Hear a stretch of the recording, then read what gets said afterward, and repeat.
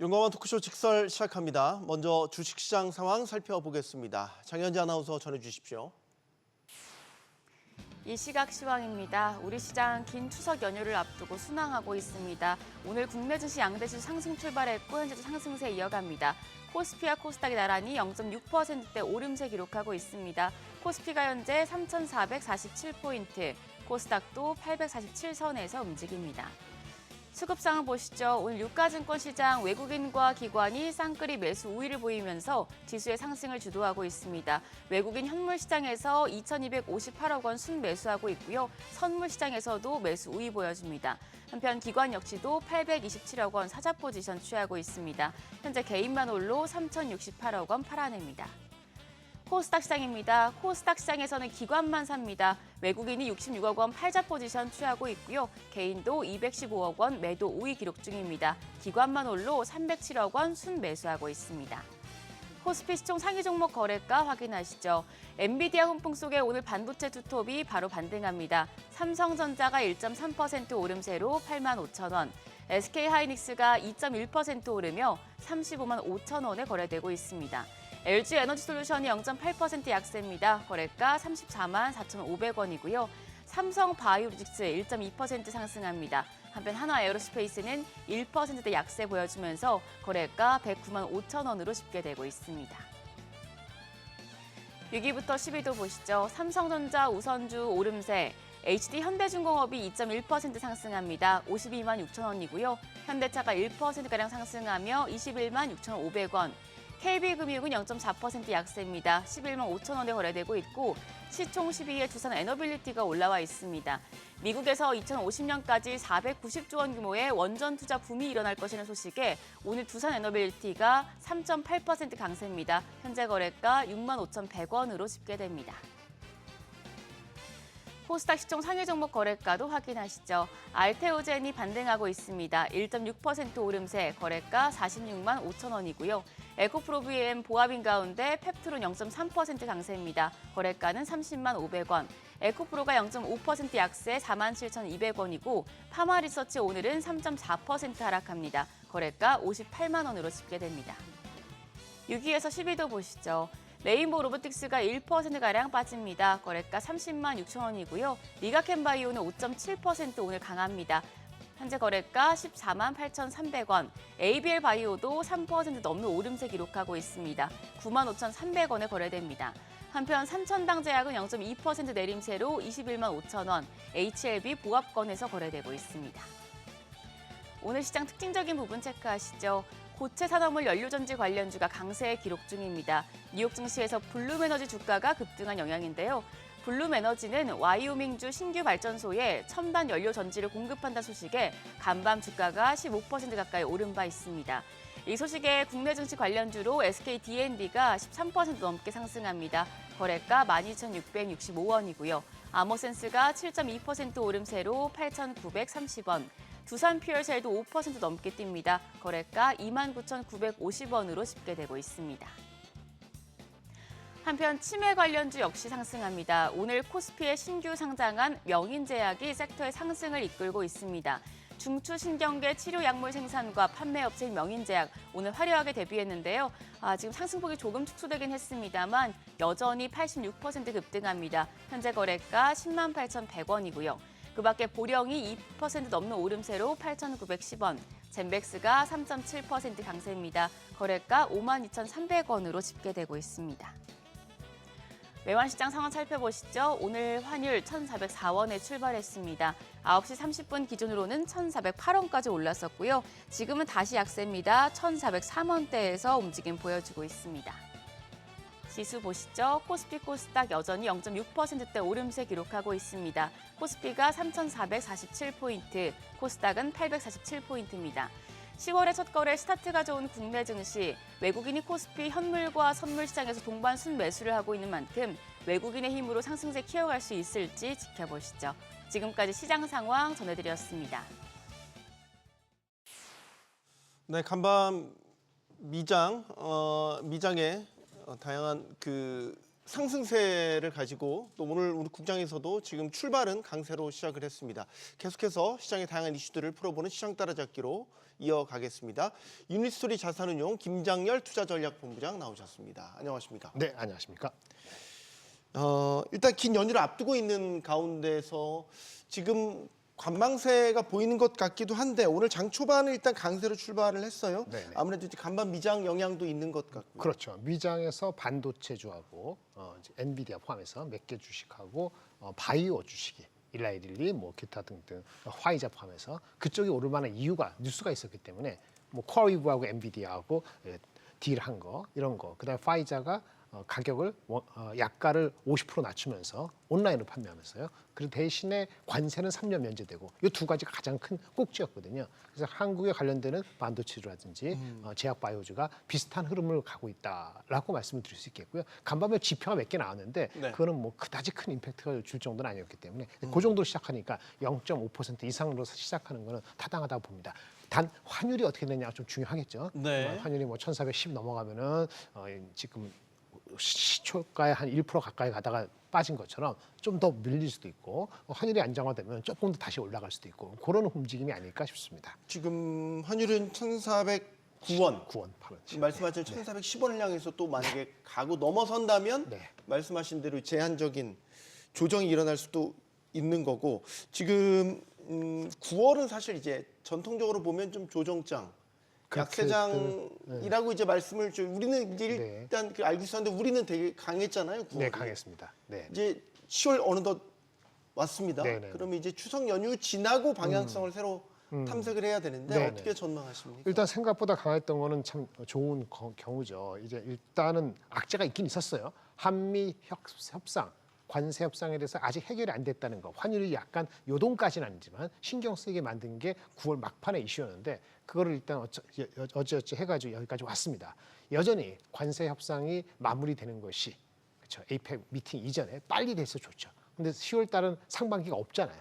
사실상 오늘 네, 내용은 없기 뭐 때문에 그렇죠. 10월 13일에 돌아오는데 그 사이에 어떤 일이 있을지 알 수가 없다는 걱정을 사실은 안고 시작하는 겁니다. 그럼에도 불구하고 3분기 실적에 대한 기대치가 있는 주식들은 그다지 문제가 안 될 것 같아요. 3분기 실적에 대한 전망이나 이런 것들이 지금 나오고 있는데 실제 3월 우리 시작하면 10월 10일, 15일, 20일부터 실적이 나오거든요. 그러니까 실적의 어닝 서프라이즈까지는 아닌데 실적 견조 이러면은 장을 좀 버텨주고 마무리되는 한미 협상까지 기다릴 가능성도 있습니다. 그래서 낮은 박스권에서 환율에 따라서 움직이는 패턴이 10월 둘째 주까지는 그렇게 될 것 같습니다.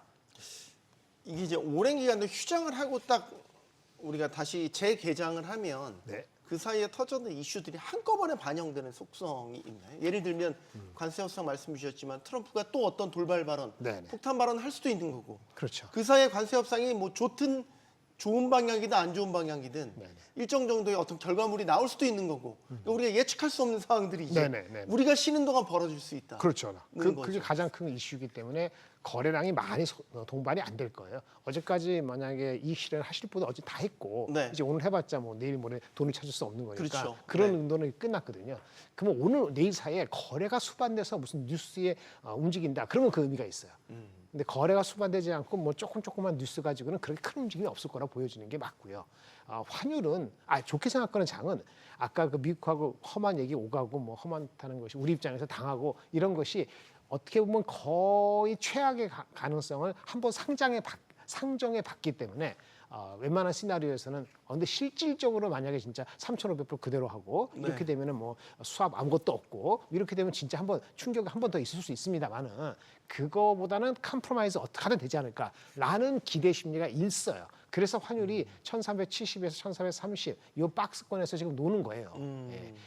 10월 23일, 24일 날 우리가 1,395에 1,410 정도 왔다 갔다 하는 요 박스권에서 지금 약간 올라왔기 때문에 이게 최악의 경우를 100% 최악을 반영한 건 아니고 약간의 희망을 안고 지금 가고 있어요. 그러다 보니까 이 플러스 약간에서 진짜 뚫을 수 있냐 천장을 그렇게 하기에는 이익 반영되는 거, 실적 반영되는 거 네. 이거 말고는 센티먼트죠.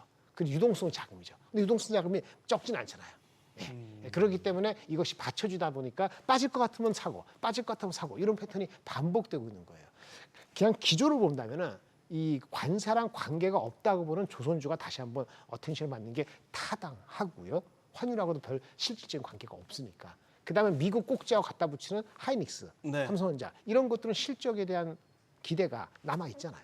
그러니까 실적이 확인될 때까지는 얘네 쪽에서 확 빠질 가능성은 별로 없으니 속도는 문제지만 반도체 대형주나 조선주는 지금 가장 코어가 되는 거는 분명하죠. 나머지 것은 트레이딩, 빠른 순환매 이렇게 보시면 될 것 같습니다. 환율 같은 경우는 지금 1,400원 10원 돌파했다가 1,400 아래로 내려왔다가 지금 다시 1,410원을 향해서 또 간단 말이죠. 그러니까 네. 이게 지금 환율은 우리 사정은 아니잖아요. 달러가 어쨌든 외부적인 이유 때문에 강세, 지금은 셧다운 우려도 반영되고 있는 거고 미국 경기가 좋게 나오니까 금리 인하 가능성이 후퇴하면서 지금 또 달러가 다시 강세로 가고 그거는 이제 우리가 일주일, 2주 전에 맞고요.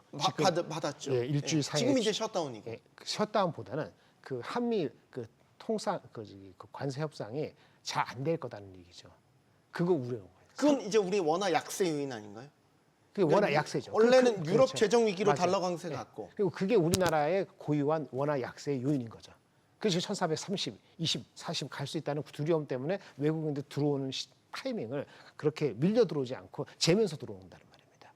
그래서 코어가 되는 게 반도체하고 조선은 거기서 그나마 조금 자유롭다고 생각하기 때문에 거기는 꾸준하게 들어오거나 하는데 나머지 쪽은 들어왔다 나갔다 이렇게 되는 거라고 보여져요. 네. 만약 진짜 위기라면 1430 이상 한번 뚫을 겁니다. 우리 연초라든지 4월 달에 했던 1470, 80을 갈 수 있어요. 왜냐하면 환율이 사실은 그때 간 거보다는 지금이 갈 만한 요인이 이거밖에 없어요. 한미 협상만 잘 되면은 바로 1350, 60까지도 갈 수도 있어요. 달러가 약세가 되는 게 뚜렷하다면. 그런데 달러 약세가 뚜렷하지 않다는 거는 뭐 미국하고 뭐 유럽하고 이건데 중요한 건 우리의 협상이 어떻게 되느냐가 아직 오리무중까지는 아니더만 여전히 좀 불투명성이 있다는 측면에서 이 한 달 워킹데이는 한 10여일 남아있는 10월 달에 대해서 베팅을 세게 못하는 거죠. 외국인들도. 그게 가장 조금 아쉬운 점입니다. 자, 이런 불확실성 속에서 반도체는 조금 예외이기 때문에 그래도 지금 네네. 투톱 중심으로 계속 반도체 그렇죠. 섹터는 강한 흐름을 보이고 있죠. 삼성전자와 하이닉스의 수급 상황을 보면 조금 또 차별화도 네. 나타나고 있죠. 그거는 외국인 지분이 작년 7, 8월 달, 작년 8월 달로 돌아가 볼게요. 작년 8월 달에도요. 삼성만 말씀드리면 목표 주가 11만 원이었어요. 지금도 11만 원이죠. 분기 실적에 대한 기대치가 작년 8월 달에 바라보는 3Q, 4Q가 13조, 14조였어요. 지금 바라보는 실적이 내년 평균이 13조예요. 대충 비슷하죠. 목표 주가도 네, 비슷하고. 그러네요. 근데 외국인 지분은 그 당시에 56%가 넘었는데 지금 52%가 좀 안 됩니다. 그래서 삼성 같은 경우는 작년 1년 전과 비교했을 때 펀더멘털이 똑같다라고 가정하면은 사실 그 똑같지는 않은데 아직도 HBM4는 안 되고 있으니까 네. 똑같지는 않은데 다른 게 좋은 게 있으니까 그러면 외국인 지분이 어디까지 들어올 룸이 있는가 거기에 대한 수급적인 여건이 하이닉스보다 좀 낫지 않느냐는 생각을 갖다가도 만약에 엔비디아 코어이브 오라클 해갖고 뭐 HBM 빵빵빵 AI 나오면은 그거에 익스포저가 높은 하이닉스가 또 갔다가도 이렇게 왔다 갔다 하는 거예요. 그런데 둘 다 실적은 좋대. 3분기 실적이 11조 정도래. 이제 이 3분기 실적이 그러면 뭐 가보지. 그러다가 딴 섹터가 왕창 올라오면 좀 뺄라 그러는데 지금 그거는 이제 이미 게임이 끝났단 말이에요. 그래서 조선과 반도체 정도만이 실적과 내러티브와 이런 거에서 유리한 거죠. 그중에 삼성은 수급 적용까지 이렇게 말씀드렸습니다. 삼성은 지금 없던 자리를 이제 채우려고 하는 상황인 거고. 그런 겁니다. 네. 하이닉스는 이제 다 확인을 했잖아요. 사실. 네, 다 확인했어요. HBM에 대한 경쟁력, 시장 네, 네. 점유율, 독점적 경쟁력 이런 것들을 확인했는데 이제 하이닉스는 이게 이제 정점을 찍고 내려오냐 네네. 거기에 대한 판단을 하고 있는 자리고 네네. 최근 들어 주권사들은 그래도 계속해서 뭐 목표 주가 수치만 본다면 예, 심플합니다. 높여 잡더라고요. 실적은 삼성이나 하이닉스나 내년에 대부분 50조 정도 잡아요. 50에서 55조. 누구는 하이닉스가 높다. 누구는 삼성이 높다. 50에서 55조. 자, 실적이 내년에 비슷해요. 그러면 삼성하고 하이닉스가 어느 한쪽이 올라간다고 어느 한쪽이 주가가 빠집니까? 그런 일은 없어요. 원래 당초에 내년에 실적이 50에서 55조라는 예측 자체가 틀린다. 그러면 문제가 되죠. 그래서 삼성전자를 한 11만 원 부르고 하이닉스를 40만 원 이하로 부르는 만약에 그런 극단적인 예측을 하는 사람이 있다 그러면 이익이 똑같은데도 불구하고 그거는 딱 하나밖에 없습니다. HBM4가 들어오면서 삼성전자가 마켓 쉐어를 30% 40% 이상 가져간다는 전제를 깔아야지 삼성이 10만 원 이상 가고 하이닉스는 30만 원대 머물러 있고 근데 그렇게 예측하는 사람이 있다면 그런 거고요. 거꾸로 HBM4가 삼성에 늦어진다면은 삼성전자는 지금 9만 원 이하에서 계속 있습니다. 그 하이닉스는 50만 원을 바로 가죠. 왜냐하면은 마켓 쉐어 측면에서 압도적인 거니까. 그래서 대부분이 40에서 45만 원 하이닉스, 삼성전자 한 9만 원 후반에서 10만 원 이렇게 보고 있는 거예요.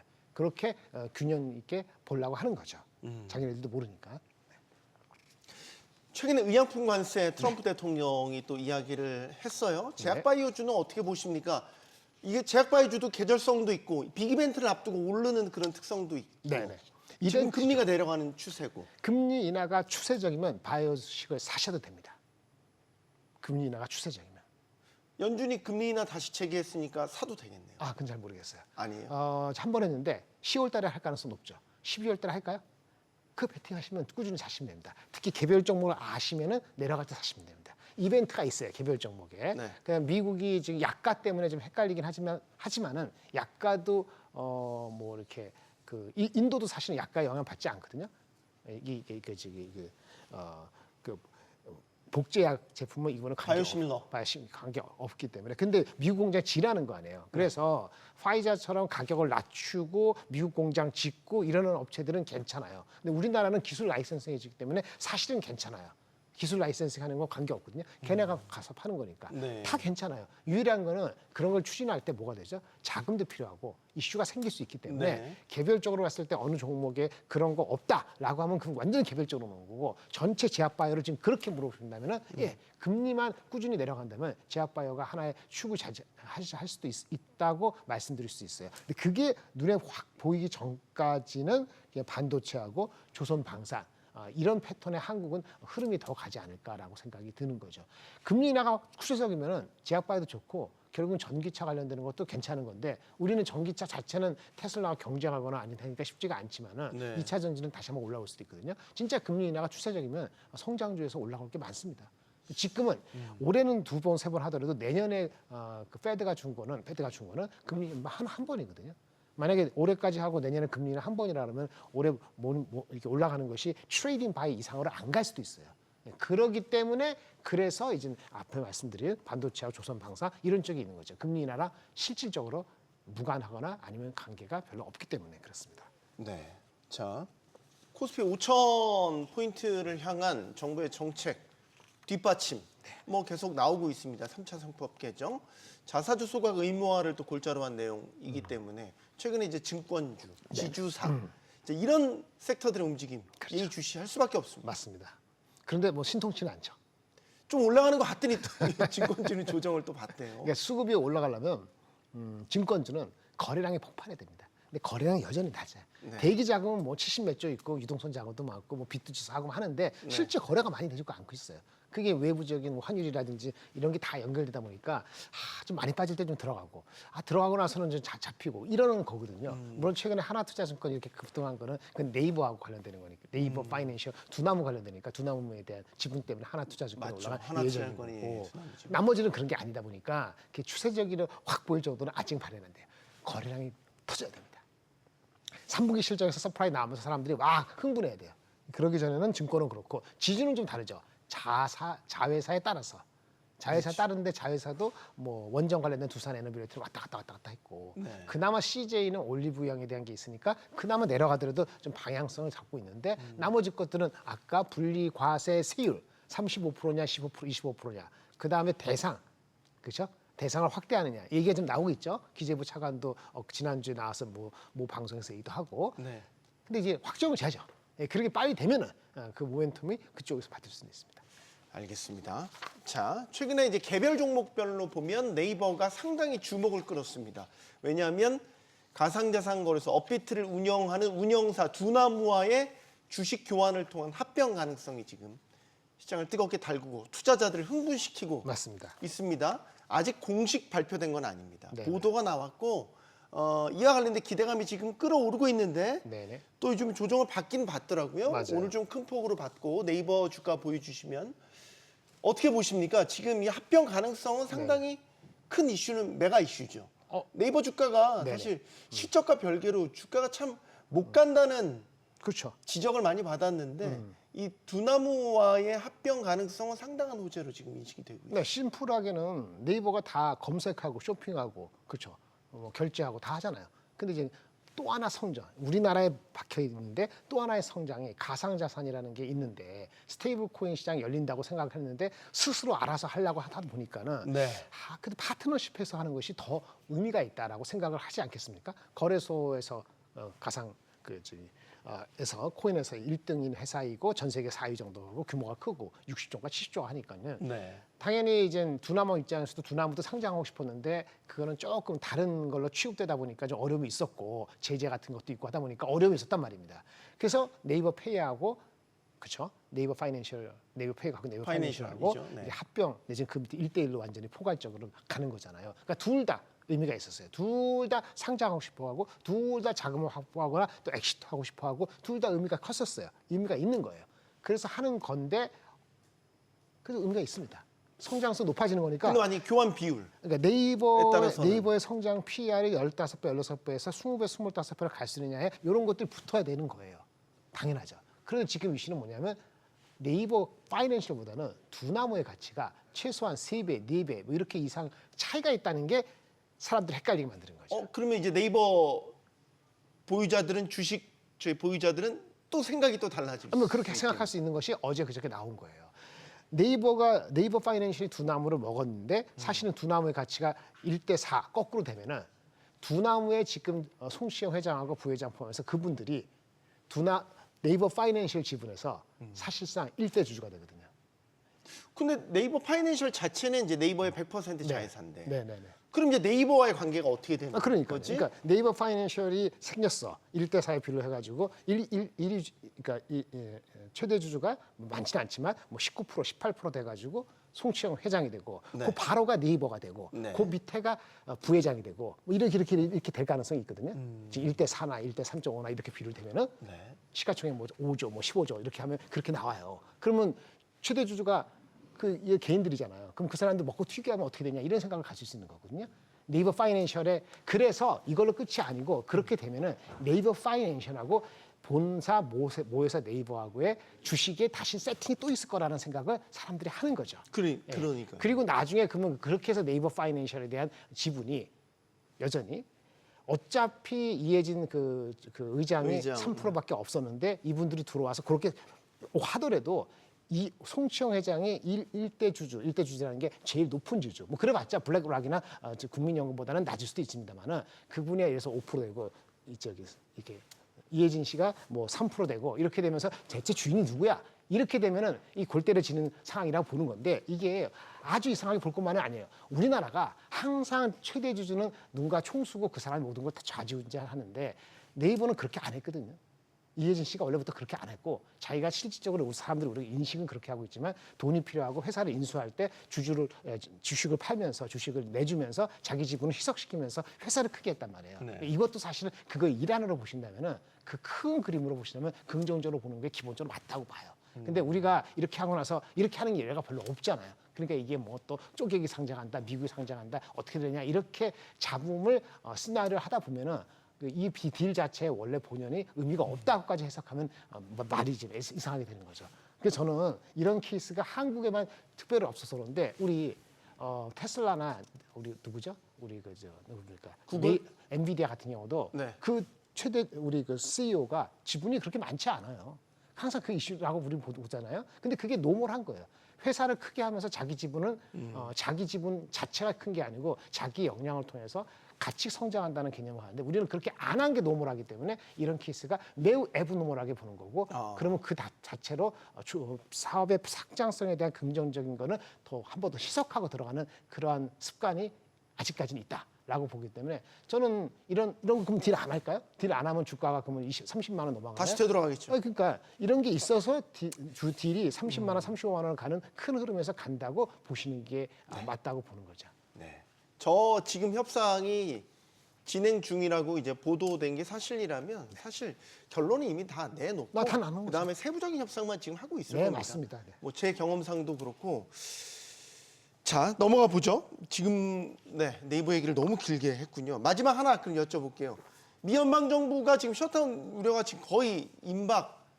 일부 그러면 연방 정부의 기능이 이제 네. 중단되는 이런 건데 간밤 미장은 이걸 이제 오히려 금리를 내릴 수 있는 호기로 인식을 해서 네, 그러게요. 네. 호재로 네.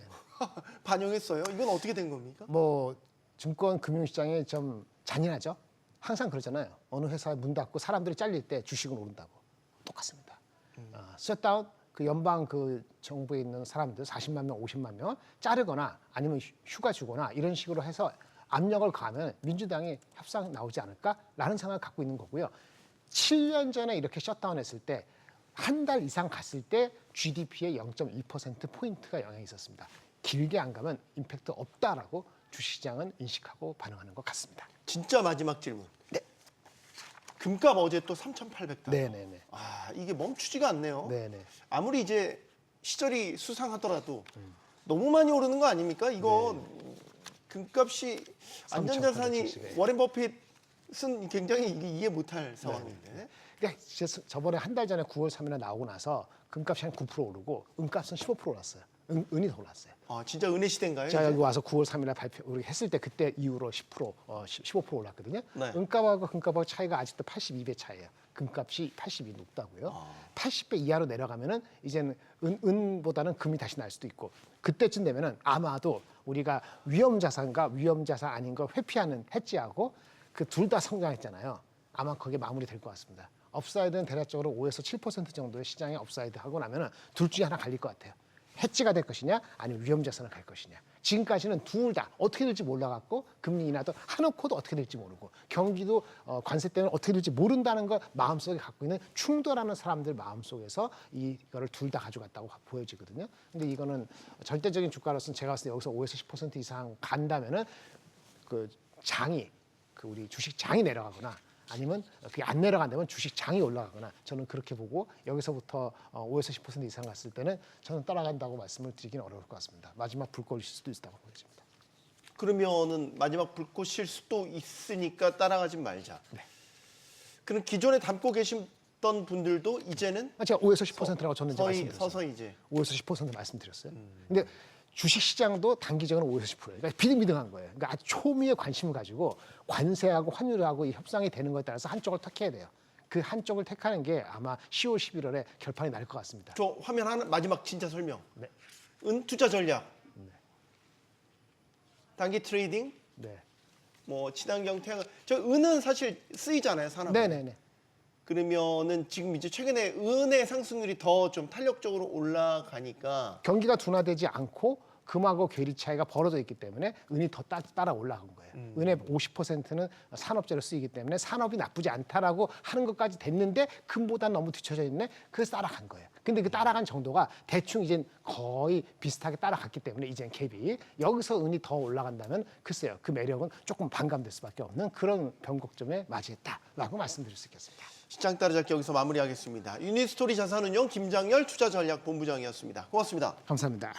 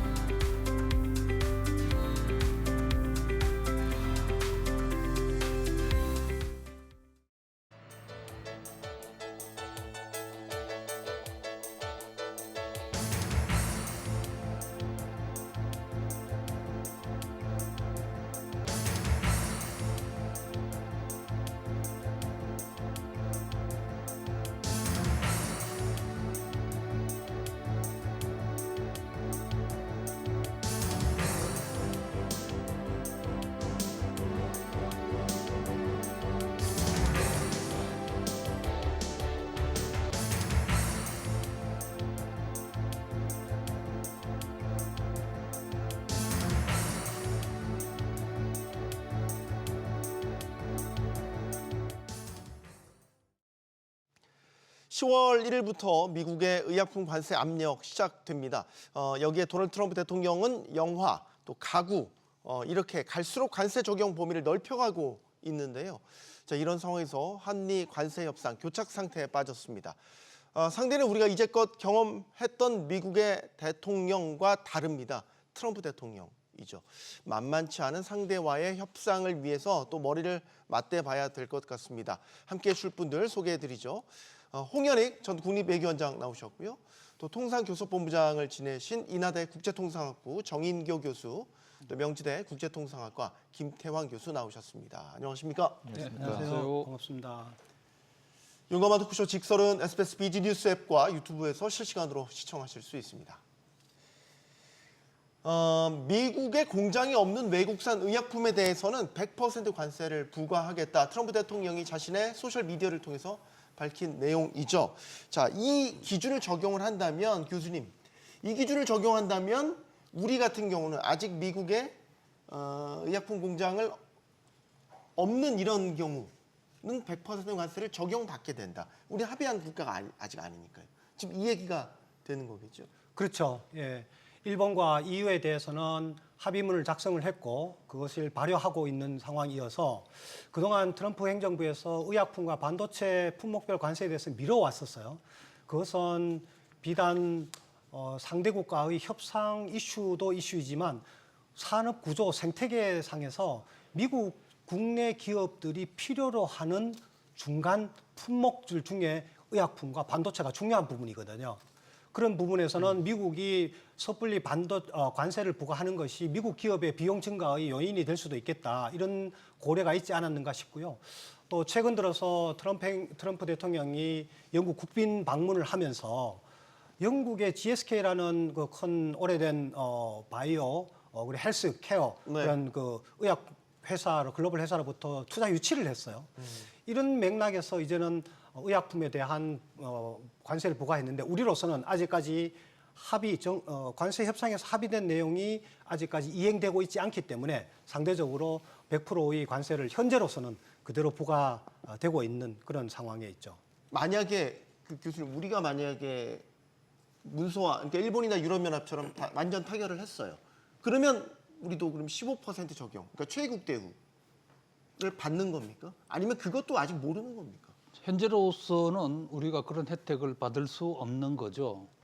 그래서 이제 미국의 조치를 잘 살펴보면은 네. 다분히 특히 이제 우리나라를 압박하려는 이런 의도가 감춰져 있는 것 같습니다.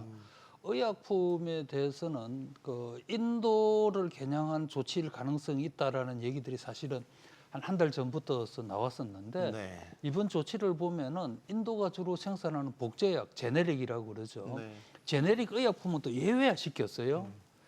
그런 문제가 있고 또 제일 또 이슈가 될 수 있는 게 앞으로 이제 바이오 의약품입니다. 네.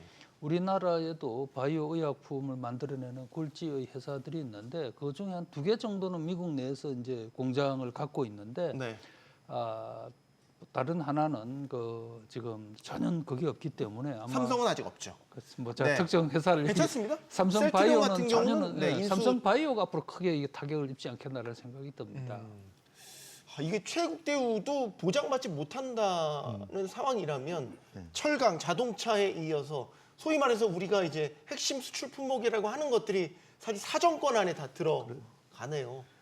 다행히 제약은 그렇게 대미 수출이 그렇게 많은 편은 아닙니다. 상대적으로. 뭐 대미 수출은 그렇죠. 자동차 반도체가 많지. 네. 그러니까 우리가 수출하는 액수는 별로 안 되는데 그 중에도 이제 제약회사들이 여러 이렇게 더 대책도 많이 강구해서 미국 회사를 이를테면 셀트리온 같은 경우에 일라일리를 인수한다든지 뭐 이렇게 해서 대책을 세운 데도 있고 미국에서 이렇게 생산하는 데도 있기 때문에 제약은 그렇게 엄청난 타격은 아니다. 미국에 우리 수출하는 거에서 비중은 그렇게 높지는 않습니다. 그렇지만은 하여튼 미국의 계획이 미국의 작전이 뭐냐면 이 협상의 단계를 여러 개로 나눠 가지고 자기네들이 힘이 더 세니까 모호하게 해놓고 조금씩 확정해가면서 계속 자기들의 요구를 계속 주입해가는. 우리도 7월 말에 관세 협상 타결됐다라고 하는데 그때도 모호하게 해놓고 조금 해주는 척하고 또 얻어내고 또 조금 하다가 또 얻어내고 이런 식으로 하는데 이를테면 문서에 서명을 안 하면 이게 발효가 안 되거든요. 그러니까 네. 이게 일본도 도요다도 관세 그 협상이 타결을 돼가지고 다 했는데 트럼프가 사인을 해야 이게 발효가 됩니다. 그러니까 서명하는 순간 그때 발효가 되기 때문에 우리 같은 경우는 지금 7월 말에 타결은 됐지만 관세 협상이 서명된 건 아니잖아요.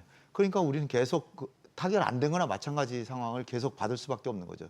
이 현대차 같은 경우도 25%에서 15%로 내려주기로 말은 돼 있는데 지금 계속 25%입니다. 이 약속은 됐지만 현 시점에서 보면은 7월 말에 타결이 된 게 아닌 걸로 이제는 해석을 해야 되는 아닌 걸로 상황으로 해석을 이제 해. 바뀐 것 거꾸로. 같아요. 그죠? 그러니까 이제 지금부터 우리는 본격적인 협상을 해야 되는 단계에 들어온 것 같고 그렇게 본다면은 앞으로 그 상당한 기간 동안 우리 기업들이 그 수출 피해를 입을 수 있는데 그나마 그래도 또 우리가 기대할 수 있는 것은 그 트럼프 대통령이 서명을 하면은 또 이게 다 8월 1일 지금 관세가 부과된 8월 1일 이후로 소급 적용을 해주는 거거든요. 그래서 앞으로 이게 뭐 경주 APEC 정상회담 얘기도 나옵니다만은 네. 아마 뭐 그 이후에 타결될 가능성이 높아질 것 같은데 어쨌든 타결만 된다면은 그래도 소급 적용 또 조항을 넣을 수 있겠다라는 점도 우리는 고려를 해야 될 것 같습니다. 이게 일반적인 협상 방식입니까? 미국 역대 행정부의 아니죠. 그게 궁금해요. 아니죠. 미국 그 특히 이제 강대국이 세계의 어떤 패권을 유지하는 방식이 룰을 정해놔 놓고 그 룰들대로 따라가도록 하고 또 그 기존에 있는 어떤 그 룰에 맞추어서 협상을 해서 상대국이 시스템에 복종하도록 이렇게 이제 하는 게 이제 소위 그 국제 질서를 유지하는 방식인데 네. 지금 뭐 트럼프 대통령이 하는 거는 뭐 법도 룰도 뭐 아무것도 없고 다 어쨌든 해집어놨네요. 본인의 어떤 정치적인 어떤 목표에 맞추어서 모든 걸 뒤흔드는 거기 때문에 기존에 무슨 우리가 무슨 뭐 이렇게 통상 협상 전략이나 이런 거를 연구해왔고 실무했던 사람들도 매우 지금 당스러운 상황이죠. 문제는 그 문서로 서명을 안 하고 말로 타협을 해놓고 타해놓은 상태에서 우리는 미국보다 힘이 약하니까 우리가 얘기한 건 당연히 그대로 해야 되는 거고 미국이 약속한 거는 계속 바꿔가는 거죠. 그게 문제라는 거죠.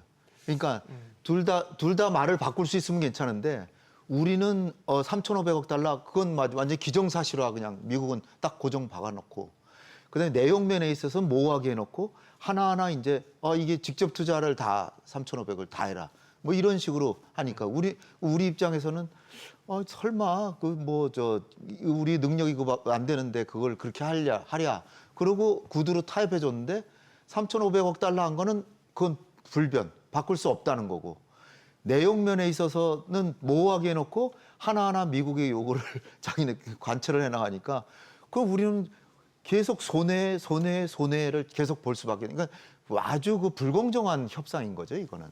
근데 있을 수가 없는 이게 거죠. 제가 얘기가 나온 김에 하나만 더 여쭤보고 싶은 건 협상 테이블에 앉아서 이제 이런저런 이야기를 주고받고 막 할 거 아니에요. 이제 구두상합이라고 해도 국가 대 국가로의 이제 협상 과정이 예를 들면 속기록이라든지 이 협상 테이블에 앉아보셨으니까 아니 그 제가 그 부분 혹시 잠깐 좀 유치한 녹취는 아니 보완해서 말씀을 드리면은 저도 이제 제 카운터 파트는 이제 미국의 USTR 대표하고 그리고 네. 대표하고도 이제 뭐 협상을 여러 차례 했죠. 네. 해 보면은 그 사람들 얘기가 그래요. 장관급 인사가 하는 소리가 우리가 여기서 논의는 하지만 모든 결정은 트럼프한테 달렸다. 트럼프 대통령이 결정한다. 그러니까 이제 그분도 그렇고 또 우리한테도 계속적으로 얘기하는 게 트럼프 눈높이에 맞춰 가지고 내용을 만들어야 되겠다라는 걸 강조를 하는데 그 자리에 앉아 있으면서도 이게 협상이 구도가 아니다라는 생각을 하면서도 그래도 트럼프한테 들어가는 보고서는 기본적으로 그쪽에서 만들기 때문에 그쪽과 관계를 잘 가져갈 수밖에는 없는 거죠. 네. 그러니까 이제 지금 뭐 일본도 그렇고 EU 빼놓고 EU하고 미국 빼놓고는 사실은 뭐 나머지 국가에 대해서는 백악관에서 트럼프 대통령이 직접 당사자를 장관들을 사실 상대국의 장관들을 불러서 뭐 일정 부분 혼내는 것도 있고 또 본인이 원하는 대로 다 뜯어 고치고 그리고 본인이 결정한 거 아닙니까? 네. 그리고 우리 쪽에서는 무슨 뭐 쏙기록이 있다, 뭐 이것저것 뭐 합의된 내용이 있다라고 하지만은 미 실무자들도 아니면 미 장관급도 그거를 그 확인해 줄 수 있는 사람은 아무도 없는 거예요. 그 트럼프만이 얘기하는 거고 지금 아까 말씀하셨지만 트럼프 대통령은 또 유별나게 문서화를 소위 말해서 행정명령 형태로 본인이 해가지고 서명도 글자도 크게 하지 않습니까? 네. 예, 그렇게 해놔놓고 거기에 맞추고 이게 뭐 일종의 법처럼 또 본인이 그 규정을 해버리고 이러기 때문에 이게 그 앞으로 그 대미 관계뿐만 아니라 또 제3국들도 똑같은 상황일 텐데 뭐 지금 딱 해서 앞으로 임기 동안은 이렇게 식으로 하자라는 이렇게 정할 수 없는 이런 상황에서 하여튼 미국과의 통상 이슈를 계속 그 우리가 관리해 나가야 되는 그런 어려운 환경에 있는 거죠. 그래서 뭐 지금 협상하고 계신 분들도 뭐 말 못할 사연이 무척 많을 겁니다. 네, 정말 요즘 표현대로 할 말 한 뭐 이렇게 할 말은 많은데 할 수가 없는 이런 상황. 김태형 교수님, 네. 교수님도 이제 협상 이런 것들 연구하시니까 이런 패턴의 협상들을 기존에 보신 적이 있으세요? 혹시 제 식견과 기억으로는 이런 걸 처음이세요? 보질 못했습니다. 그러니까 참 예측 불가능하다.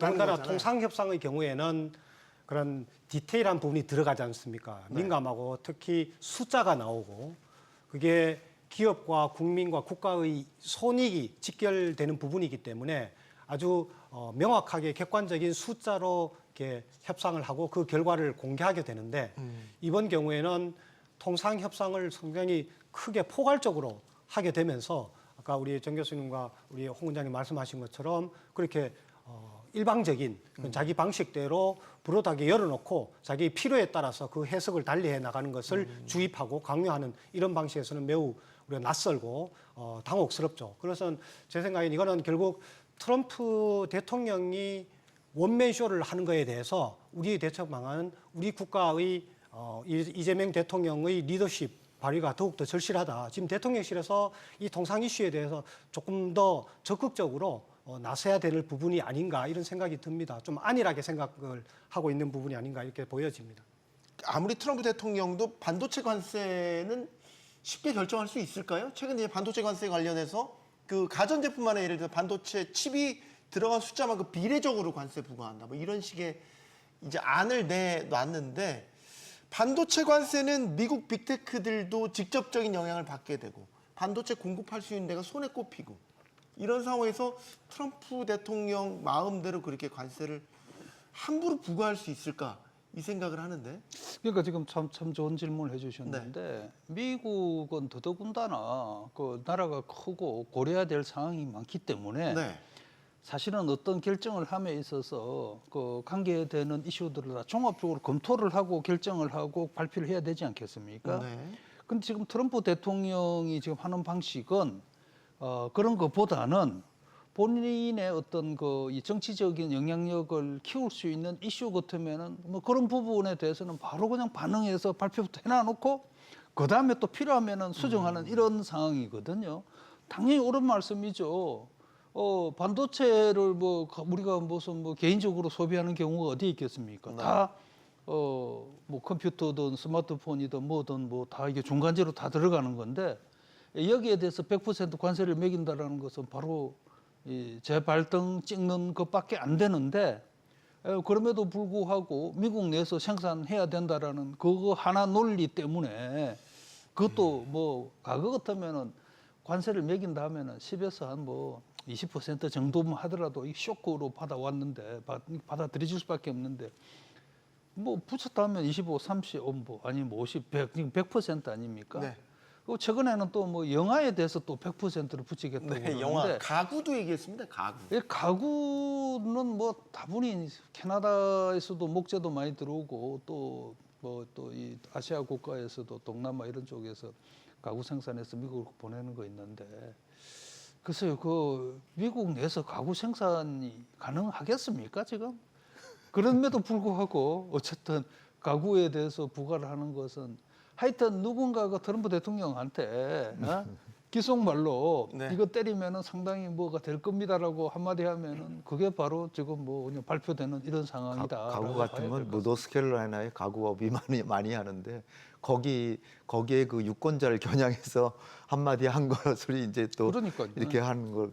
그러니까 트럼프 대통령은 거의 모든 행동을 자기의 그 여론 지지도, 자기가 이 말을 했을 때 국내 정치적 영향이 어떻게 되냐를 가장 크게 고려하면서 계속 얘기를 하니까 우리가 거기 맞춰서 그 따라간다는 게 사실 좀 어떻게 보면 좀 어리석은 것 같기도 한데 또 그렇게 밀어붙이니까 또 너무 당혹스러운 거죠, 우리가.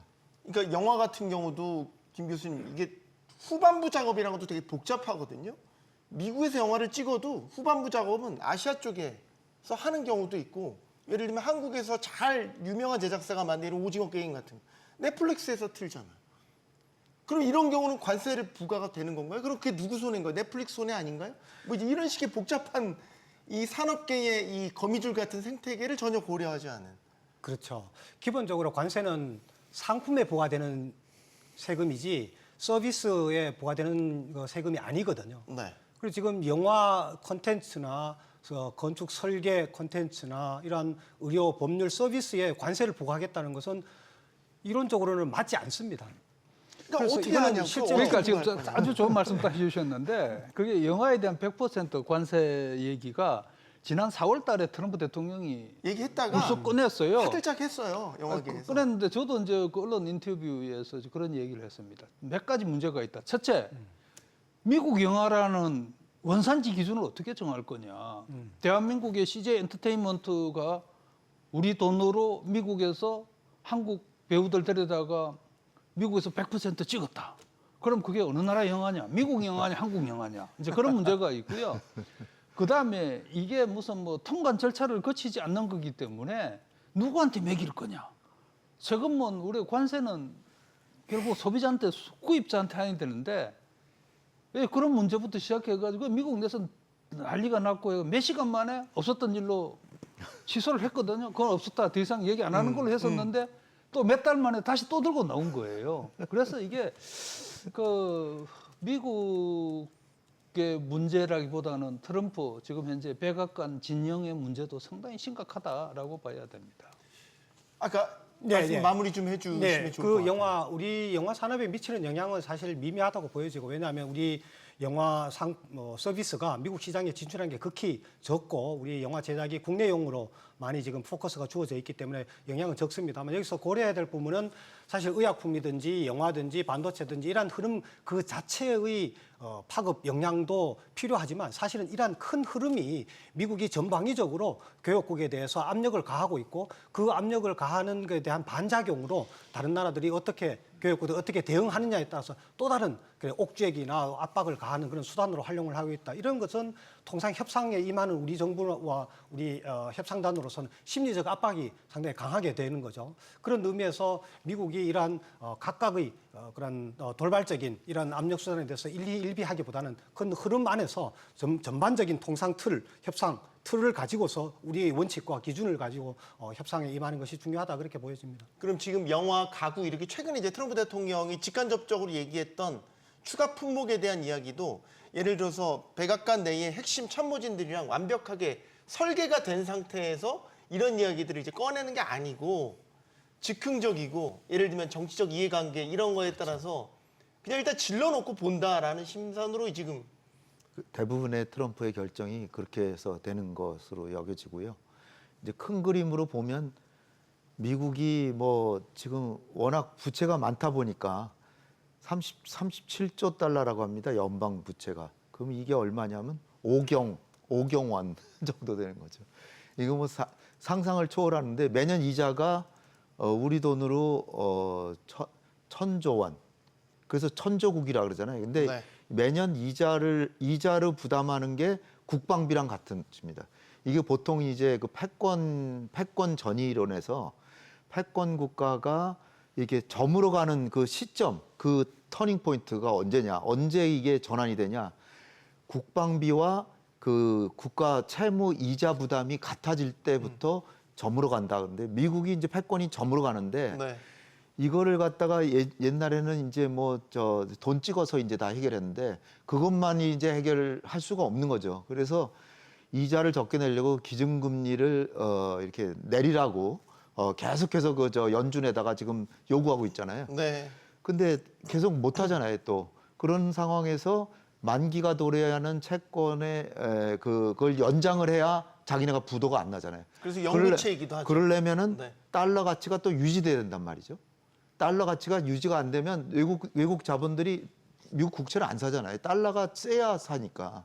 그러니까 달러 가치는 유지해야 되고. 그러니까 달러가 또 세니까 또 무역 적자는 더 심해지고. 이게 그래서 제조 부활시킨다고 해서 달러를 가치를 떨어뜨릴 그러니까 자기 모순에 빠지는 거 아니냐. 경제에는 한 가지로 다 처방되는 게 없거든요.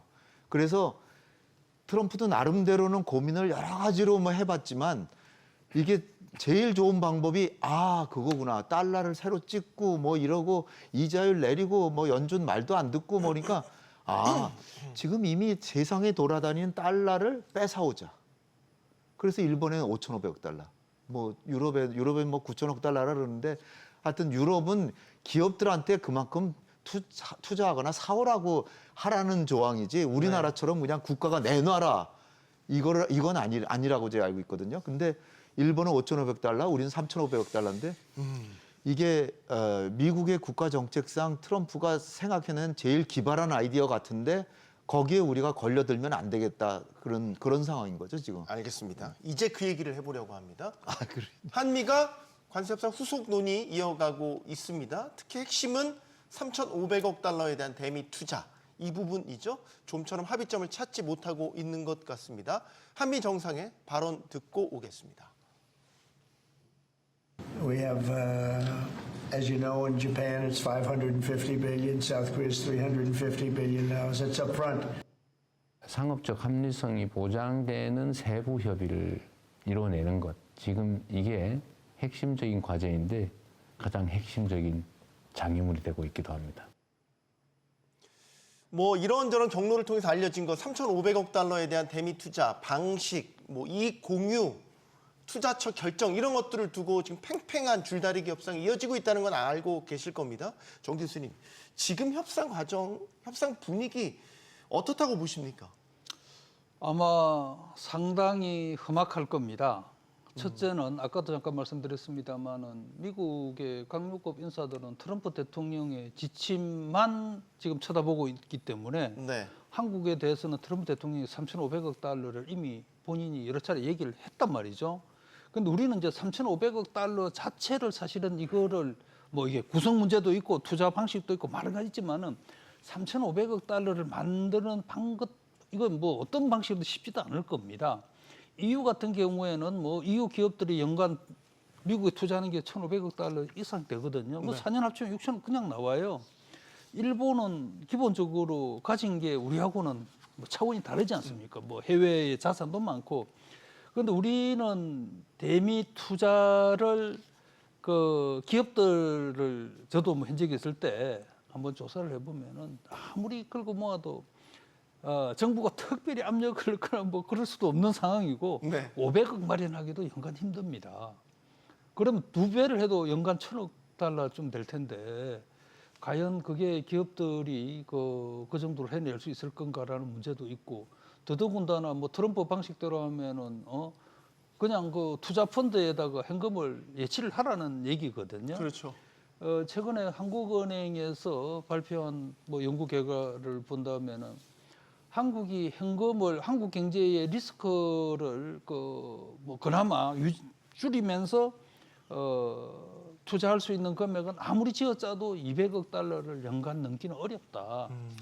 200억 달러면 4년간은 600억 달러거든요. 네. 그렇죠. 그런 차원에서 우리로서는 미국 측에게 3,500억 달러 문제 자체를 제기를 할 수밖에 없는 거고 미측은 그래도 3,500억 달러를 분명히 요구를 할 거고 최근에 러트닉 장관 같은 분은 일본처럼 5,500억 달러로 가자.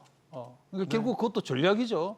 5,500억 달러에서 3,500억 달러로 깎아줄 테니까 그거라도 받아라는 게 미국의 입장이겠 그런 전략이겠지만 기적의 논리가 되는군요. 네, 우리로서는 수용하기 어려운 거죠. 그러니까 이게 누군 이런 상황을 두고 이렇게 얘기하는 것 있더라고요. 승전국이 패전국에 요구하는 것 같다라는 이야기를 할 정도로 굉장히 강압적이고 무리한 요구다라고 보고 있는 거죠, 김 교수님. 투자는 자본이잖아요. 자본 풍부국. 어느 나라 미국이 자본이 많아요? 한국이 자본이 많아요? 그럼 미국이 자본이 많은 국가임에도 불구하고 재정 적자가 심화되기 때문에 이런 투자를 요구를 하는 거고 그 투자를 통해서 국내의 고용과 산업 생태계를 회복시키겠다는 것인데 이러한 방식이 미국 입장에서는 그러겠죠. 우리가 통화 소합을 요구를 해서 그 미국으로부터 돈을 빌려서 그 돈으로 미국 투자는 그건 결국 미국 돈 아니냐라고 미국 측 입장에서는 그렇게 볼 수 있겠습니다만 정 교수님께서 말씀하신 것처럼 현재 한국 외환 보유고로서는 4,160억 달러로 이걸 감당하기가 어려울 뿐만 아니라 국가 예산의 70%를 어떻게 4년 동안 한다. 이거는 불가능한 부분이죠. 이 부분을 미국의 장관이나 혹은 백악관에서 모를 리가 없음에도 불구하고 이것을 밀고 나간다는 것은 계속 그 협상에서 그러한 주도권을 놓지 않겠다라는 것이고 거기에 뭔가 기상천외한 뭔가를 우리에게 선물로 가져와라. 이런 부분인데 한번 보십시오. 이번에 트럼프 대통령이 영국을 방문했을 때는 미국 빅테크들이 금융산업에 투자를 가져갔어요. 명국에다가. 근데 지금 우리가 3,500억 달러, 일본이 5,500억 달러 얘기를 하면서 미국 기업들이 투자하는 매칭 펀드로 투자한다는 금액은 저는 들어본 적이 없습니다.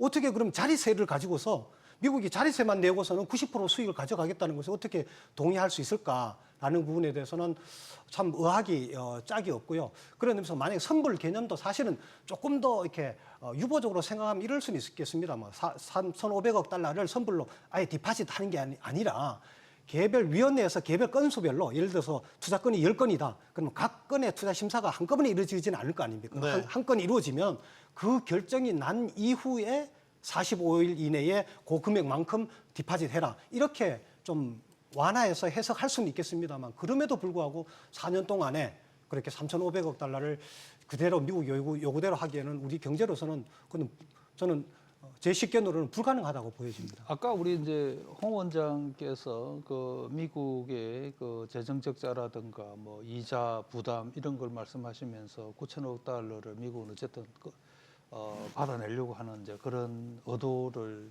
말씀해 주셨는데 지금 미국에서 바로 뭐 우리 들어오기 전에 조금 전에 이제 미 그 연방 그 재정 문제가 지금 논의가 네. 되고 있지 않습니까? 셧다운 얘기도 있죠.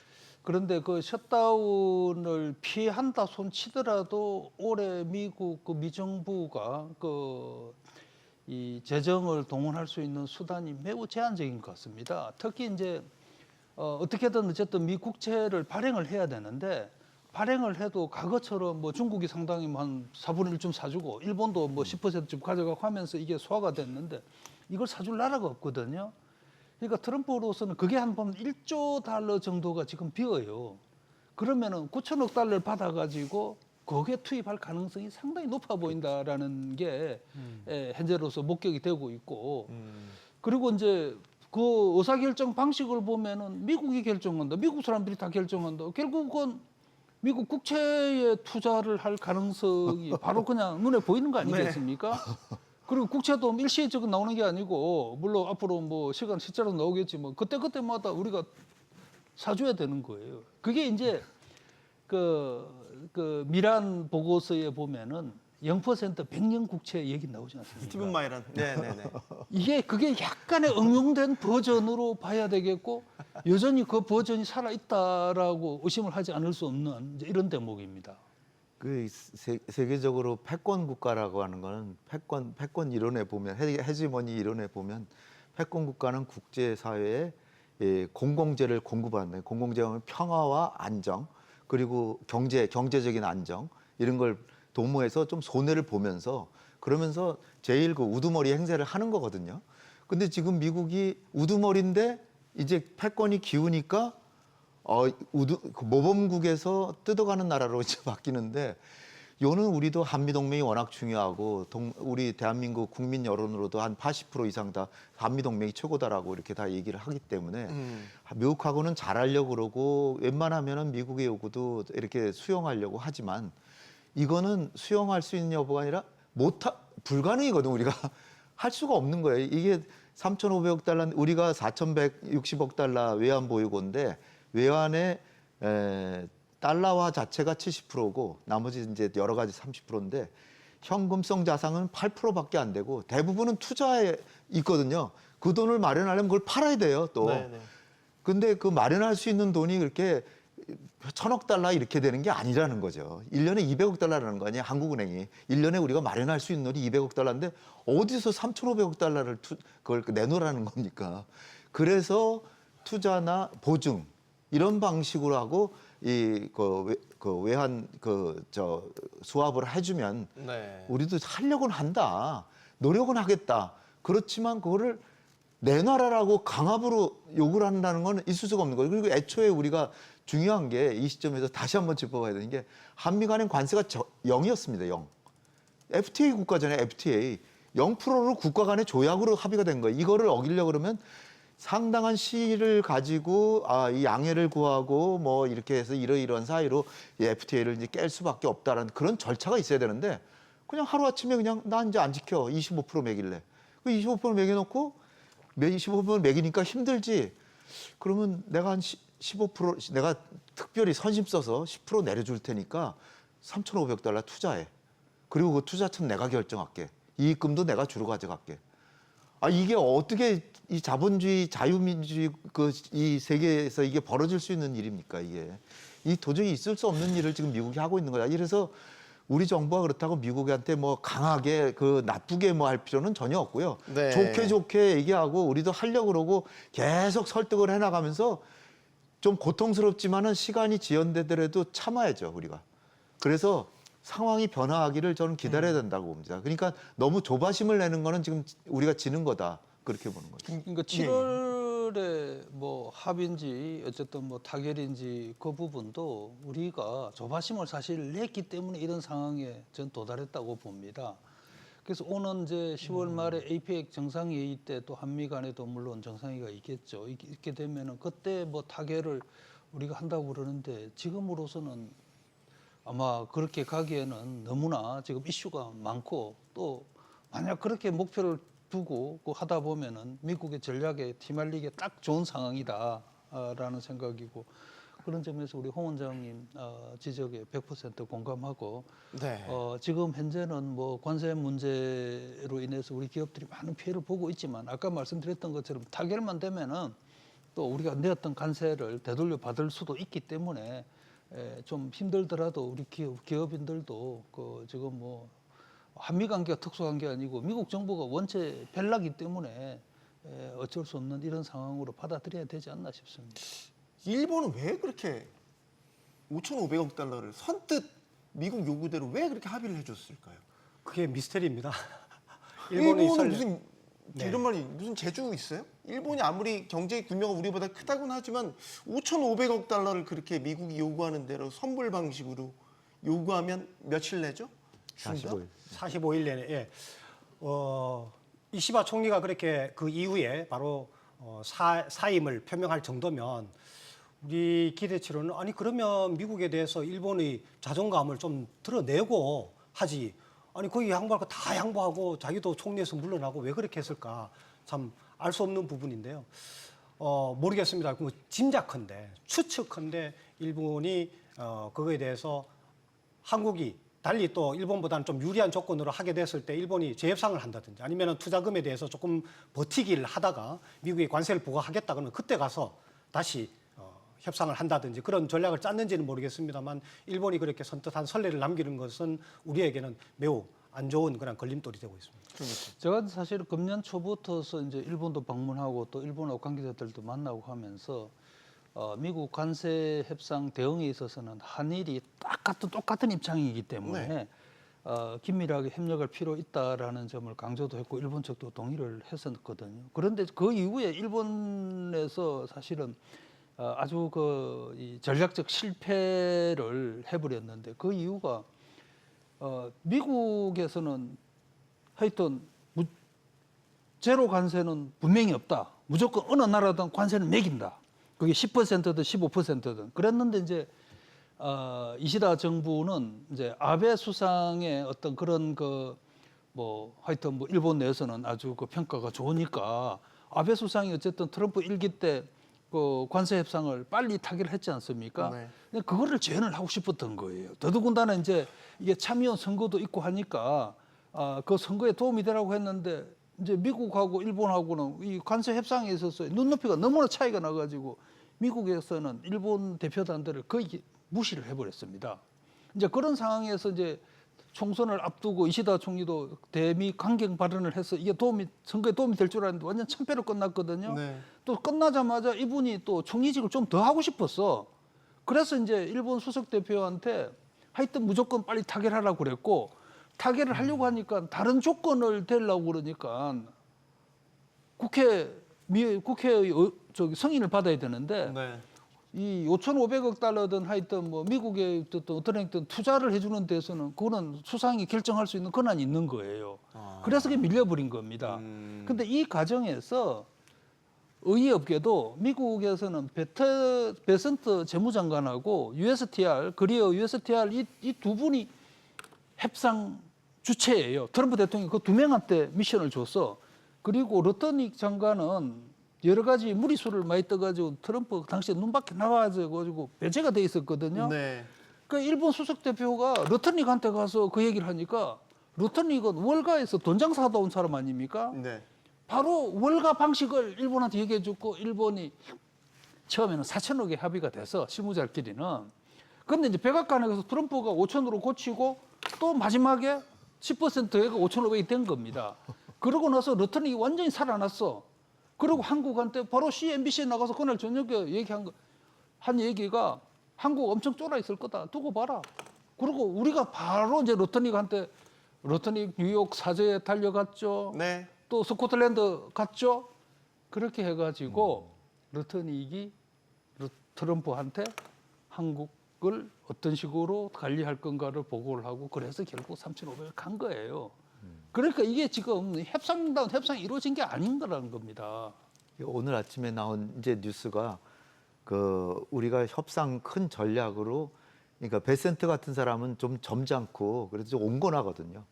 근데 러트닉은 굉장히 강경하고 이렇게 세게 밀어붙이고 힘으로 밀어붙이고 그런 타입인데 아까 지금 정인교 본부장님 얘기하신 것처럼 그 본래는 베센트를 총책으로 임명을 하고 베센트한테 다 권한을 맞아요. 줬는데 네.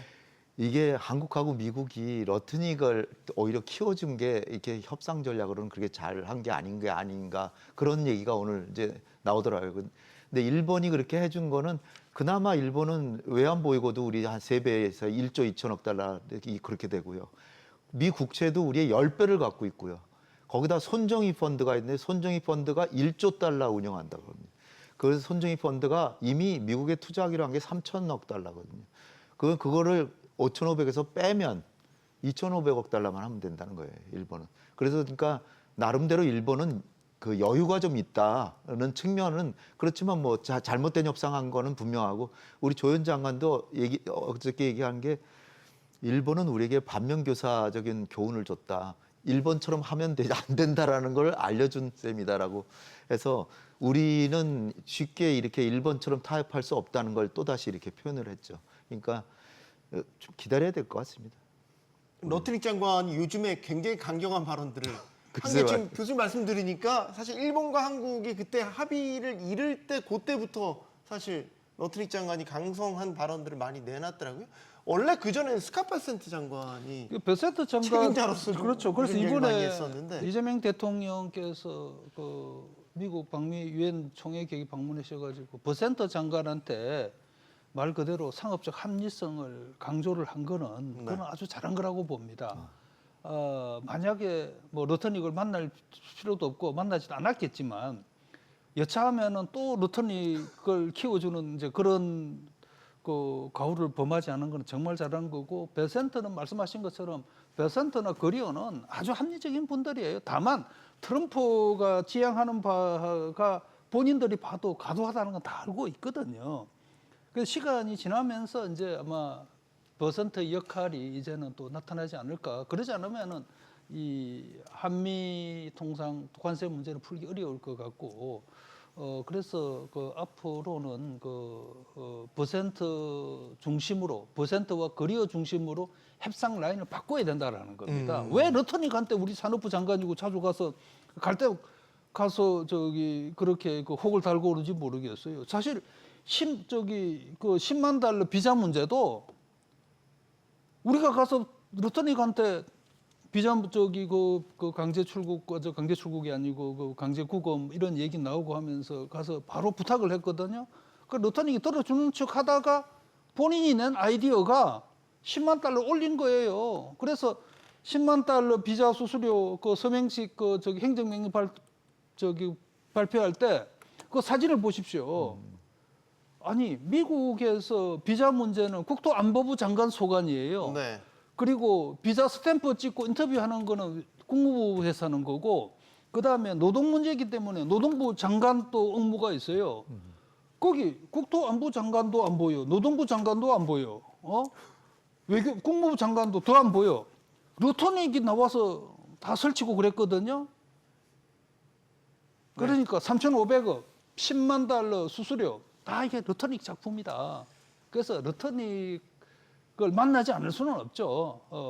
상무부 장관이기 때문에. 그렇지만은 우리가 일정 부분 그 대미 협상 라인에 대해서 정말로 이번에는 그 제대로 된 어떤 정부 판단을 왜 그렇게 했을까라는 부분에 대해서는 정말 의아스럽습니다. 자, 이제 그러면 과제를 살펴보죠. 김 교수님. 네. 지금 나오는 얘기는 이제 이달 말 예정돼 있는 에이펙 정상회의. 그때까지를 어떻게 보면 실질적인 협상 기간으로 보고 있단 말이죠. 그래서 에이펙 정상회의 때까지 어떻게 보면 통큰 합의를 완벽한 합의를 이끌어낼 수 있을까? 이것도 지금 관전 포인트. 네, 어떻게 전망하십니까? 협상 과정과 그 장소가 미국이 아니라 한국이 정상이 만나는 장소가 한국이기 때문에 네. 제가 그런 말을 했습니다. 우리가 손이 두 개인 한 손은 나를 위한 손이고 다른 한 손은 상대방과 악수하는 손이 아니냐. 방문할 때 이번에는 트럼프 대통령이 기프트를 가져와야 된다. 선물을 보따리를 가져와야 될 시기이다. 물론 아까 우리 정 교수님 말씀하신 것처럼 시기에 너무 촉박하게 매여서는 안 되겠지만 이번에 우리는 투 트랙을 같이 가져가야 된다고 보여집니다. 에이펙 정상회담을 겨냥해서 실무적으로 좀 협상하는 것을 적극적으로 임하되 거기에 조급함을 좀 자제를 해서 여차하면은 우리가 감당할 수 없는 그런 요구를 하면은 에이펙 정상회담을 넘어서더라도 우리는 합리적인 그런 협상을 해나가겠다는 의지를 투 트랙으로 같이 보여준다고 보고요.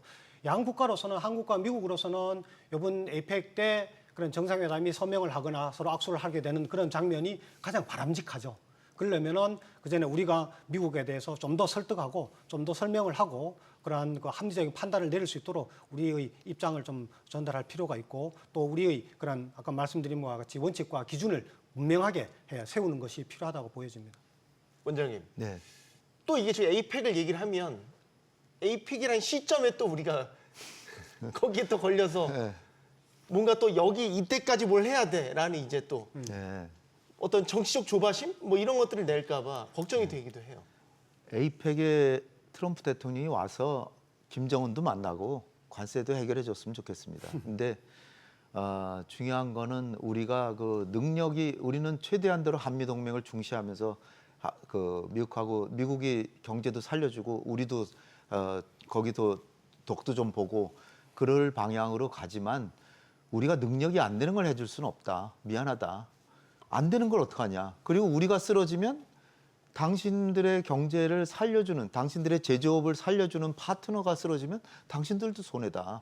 라는 논리를 계속 얘기를 하면서 가능하면은 10월 말 경주 에이펙 전에 타결을 하도록 노력은 하되 우리 입장은 분명히 하고 그나마 다행인 것이 현대차 같은 경우도 보면 현대차가 제일 지금 피해가 크거든요. 네. 현대차가 도요타한테 이제 가격이 더 비싸지니까. 근데 현대차가 그 수출 다원화를 해가지고 유럽이나 동남아나 여기저기 많이 팔아서 흑자를 아직 내고 있습니다. 다행히. 네. 그러니까 현대차처럼 다른 기업들도 조금 어렵지만 좀 참고 견디고 그러면서 우리 정 교수님 말씀하신 것처럼 소급해서라도 받을 수 있다라는 또 희망도 가지고 그렇지만 한미동맹의 우호관계는 가져가고 그러면서 우리가 전체 수출도 다변화하고 현대차처럼 다변화해서 견뎌야죠. 뭐 견디고 그렇다고 해서 너무 세게 그냥 미국을 비판해서 자칫하면 이게 또 안보 문제가 또 걸려 있거든요. 네. 지금 뭐 전략적 유연성에 뭐 방위비 분담금에 또 국방비는 다행히 우리가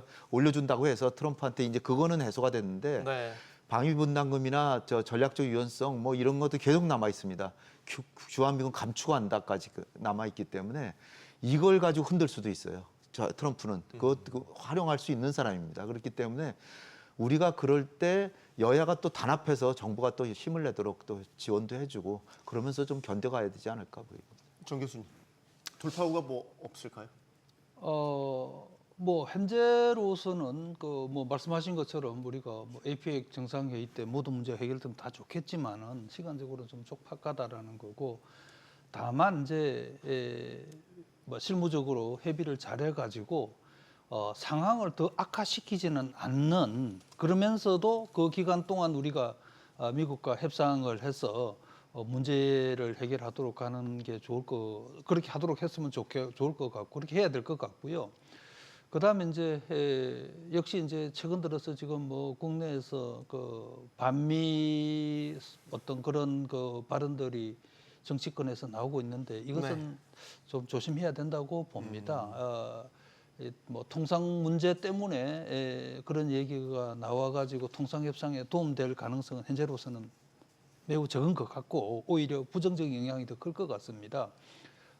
여야가 또 그 국회에서 우리 협상단들이 그 협상을 잘할 수 있도록 하여튼 뭐 여러 가지 이 지원책을 마련하는 것이 현재로서는 필요하다라고 봅니다. 네. 관세 협상 현재로선 한 치 앞을 내다볼 수 없습니다. 자, 그런데 분명해지는 것은 몇 가지 있는 것 같습니다. 국익 앞에서 이타적일 필요가 없다라는 것. 그래서 협상의 원칙은 국익이어야 하고 그 원칙이 흔들려선 안 된다는 것입니다. 토론 마치겠습니다. 여기는 모든 경제가 모이는 SBS 비주고요. 시청해주신 여러분 고맙습니다.